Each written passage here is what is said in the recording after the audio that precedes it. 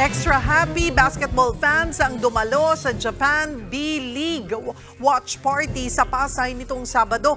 Para bigyan ng mukhang balita, Mobile Journal, Ivan Tarinque. Pag sinabi basketball, hindi magpapatalo ang mga Pinoy dyan. Sa lakas nga ng pagmamahal natin sa laro. Aba, kahit liga sa ibang bansa, fan na fan pa rin tayo. Hindi pinalampas ng Pinoy basketball fans papanood ng Japan B-League Finals dito sa Mall of Asia Music Hall nitong Sabado. Libre nilang napanood ang Game 1 ng Ryukyu Golden Kings kontra Hiroshima Dragonflies sa team ng Pilipinas Live. Kaya naging family bonding na ang panonood ng basketball nitong weekend. Present din sa watch party ang dalawang B-League boys na sina RJ Abarientos at Kai Soto.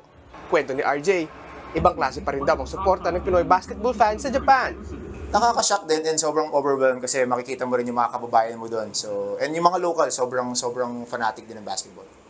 Habang present ang dalawang players sa watch party, hindi na pinalampas ng ibang fans magpa-picture sa kanila.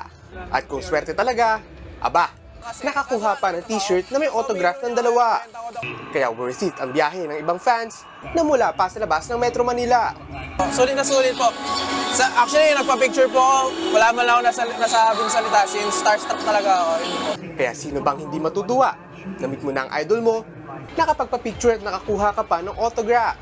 Mapapanood ang Japan B-League sa Pilipinas Live. Suporta ng Pinoy ballers sa Japan na patuloy binabandera ang bansa roon. Ibang klase talaga ang love for the game ng ating mga Pilipino.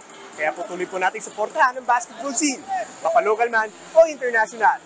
Mobile Journal, Ivan Tarinque po hatid ang mukha ng balita.